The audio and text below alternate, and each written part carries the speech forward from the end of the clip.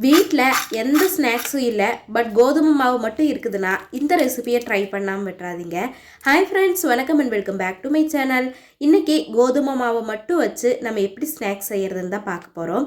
இதுக்காக கோதுமை மாவு தேவையான அளவு எடுத்துக்கலாம். அது கூடவே கொஞ்சமாக அரிசி மாவு வந்து சேர்த்திக்கலாம். அரிசி மாவு சேர்த்தனோம்னா நல்லா வந்து கிறிஸ்பியாக இருக்கும். அதுக்கப்புறமா அது கூடவே தேவையான அளவு மிளகாய்த்தூள், கொஞ்சமாக சீரகம் வந்து டேஸ்ட்டுக்காக, கொஞ்சம் வந்து உப்பும் சேர்த்திட்டு தண்ணி ஊற்றி சப்பாத்தி மாவோட பதத்துக்கு இதை நல்லா பெசரி எடுத்துக்கலாம். இது கூட கொஞ்சமாக ஆயிலும் சேர்த்து பிசைஞ்சோம்னா வேகமாக வந்து பிசைஞ்சிடலாம். இப்போ சப்பாத்தி மாவோட அளவுக்கு பிசைஞ்சாச்சு. கொஞ்சமாக ஆயில் மேலே தேய்ச்சி விட்டோம்னா நமக்கு தேய்க்கும் போது கொஞ்சம் ஈஸியாக இருக்கும். நம்ம எப்படி சப்பாத்தி தேய்ப்போமோ அதே மாதிரி கொஞ்சமாக கோதுமை மாவு ஸ்ப்ரெட் பண்ணிவிட்டு சப்பாத்தி மாதிரியே தேய்ச்சி எடுத்துக்கலாம். ஆனால் நல்லா பெரிய ரவுண்டாக வந்து தேய்ச்சி எடுத்துக்கலாம்.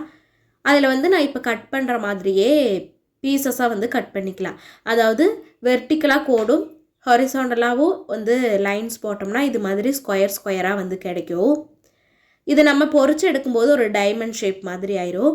நமக்கு எந்த ஷேப்பில் வேணுமோ அந்த ஷேப்பில் கட் பண்ணிக்கலாம். இப்போ குக்கி கட்டர் இருந்ததுன்னா அந்த ஷேப்பில் கூட கட் பண்ணி போட்டுக்கலாம்.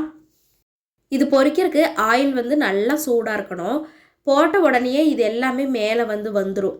ஏன்னா இது வெயிட்லெஸ்ஸாக இருக்கிறதுனால நல்லா பூரி மாதிரி உப்பி உப்பி மேலே வந்து வரும். அப்படி வந்ததுன்னா நல்லா வந்து கிறிஸ்பியாக இருக்கும். அதனால் நல்லா நைஸாக தேய்ச்சி கட் பண்ணி போட்டோம்னா நல்லா கிறிஸ்பியாக இருக்கும். இதை வந்து ரொம்ப நேரமெல்லாம் வச்சுருக்கேன்டா, போட்டு ஒரு 5 மினிட்ஸ்லேயே நல்லா வந்து ப்ரௌன் கலர் ஆயிரும். அதுக்கப்புறமா அதை இன்னொரு பிளேட்டில் வந்து ட்ரான்ஸ்ஃபர் பண்ணிடலாம். இந்த சதுரமாக இருக்கிற எல்லாத்தையுமே பொரிச்சு எடுத்ததுக்கப்புறமா கடைசியாக கொஞ்சமும் கருவேப்பிலையும் பூண்டை வந்து இடித்து எடுத்துக்கலாம். அதையும் வந்து இந்த மிதமான சூட்டில் எண்ணெய் இருக்கும்போதே நல்லா பொரிச்சு எடுத்துக்கலாம். அப்படி இல்லைன்னா ஸ்டவ் ஆஃப் பண்ணிவிட்டு அந்த சூட்லேயே நல்லா வந்து ஃப்ரை பண்ணி எடுத்துக்கலாம். எடுத்துட்டு அது கூட வந்து சேர்த்திக்கலாம். நம்ம ஃப்ரை பண்ணி வச்சுருக்கிறது கூடயே சேர்த்திட்டு கொஞ்சமாக காரத்துக்காக மிளகாய் தூளும் மேலே வந்து தூவிக்கலாம். இப்போ ஃபைனலாக இது எல்லாத்தையும் நல்லா வந்து கலந்து விட்டுக்கலாம். கருவேப்பிலை, பூண்டு, மிளகாய்த்தூள் எல்லாமே எல்லா இடத்துலையும் ஸ்ப்ரெட் ஆகிற மாதிரி நல்லா வந்து கலந்து விட்டுடலாம். இப்போ பார்த்தீங்கனாலே தெரியும் நல்லா வந்து கிறிஸ்பியாக இருக்குது. நீங்களும் மறக்காமல் ட்ரை பண்ணி பாருங்கள். வீடியோ பிடிச்சிருந்ததுன்னா லைக் அண்ட் சப்ஸ்கிரைப் பண்ணிக்கோங்க. தேங்க்ஸ் ஃபார் வாட்சிங்.